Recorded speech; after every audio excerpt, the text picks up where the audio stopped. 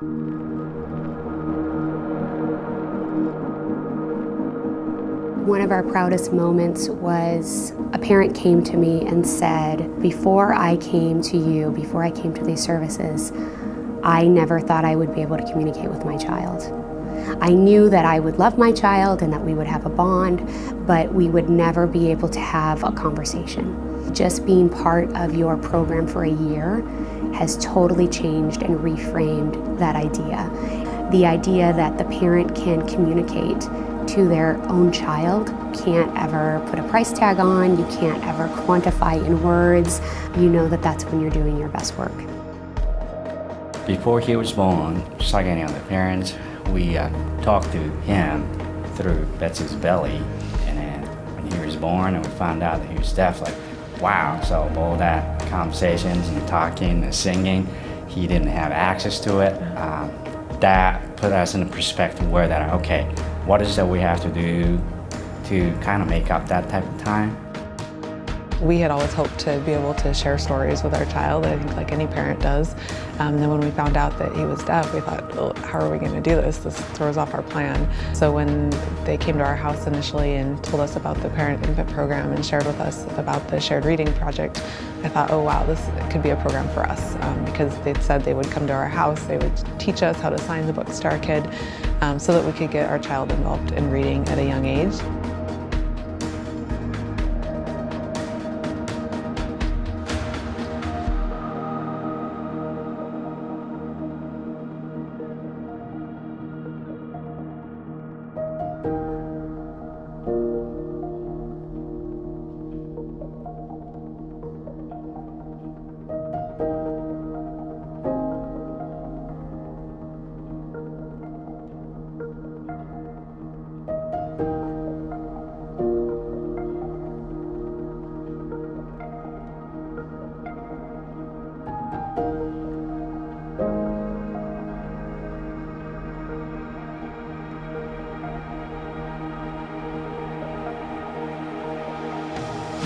The interesting thing about the Rosen Preschool is that all of our educators are bilingual or fluent in American Sign Language.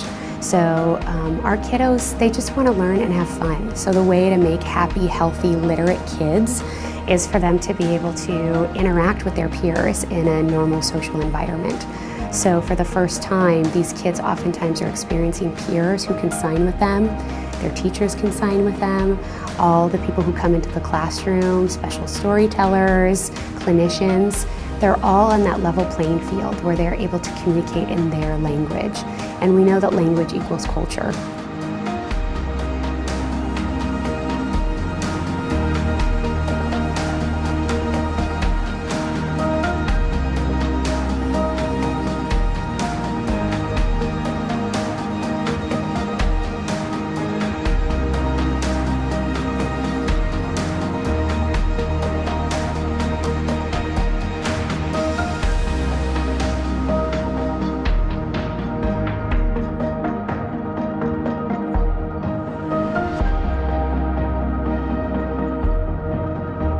It's not just about teaching a bunch of vocabulary words and being really good at a spelling test. It's about really incorporating who these people are as a community into the identity of that child, which the parents can then carry with them and have that bond and that relationship. You know, obviously he's deaf, that's his identity. He has a unique opportunity to have access to that wonderful deaf community. Through HSDC, we have full access to it.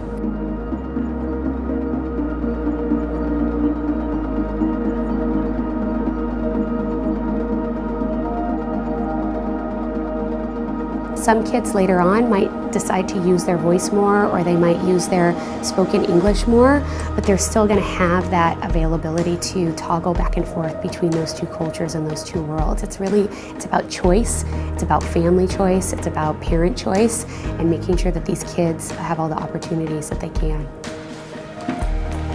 Okay, ready? What should we do? Key. We need the key, but what should we do first? Open. We serve the entire spectrum. We serve hearing people, hearing parents, hearing family members. We serve deaf people, we serve people who are speech clients, we serve that whole spectrum. So it's not just about one sect, it's really about serving the whole person. Is there a ball in there?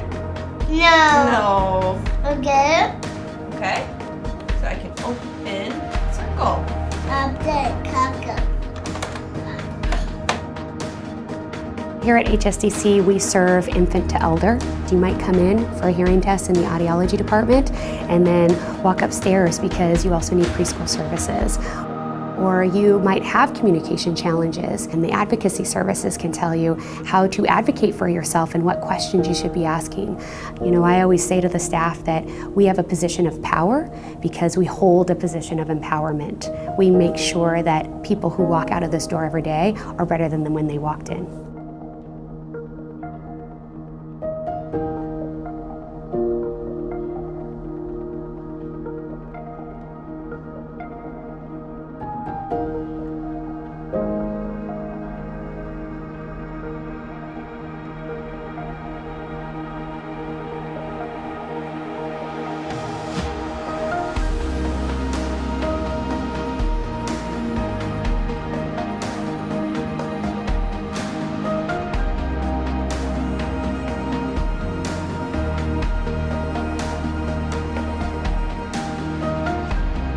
Everybody brings their own experience when they come here to work, and HSDC, we're going to be 80 next year.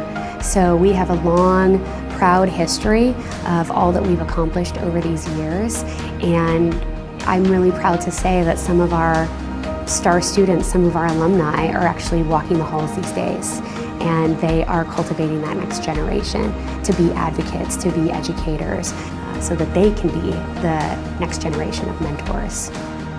It's really reassuring to know that HSDC is here for us, and it always will be, and I think it makes parenting a little bit less scary. Knowing that we have a resource to come to just provides a little added level of comfort.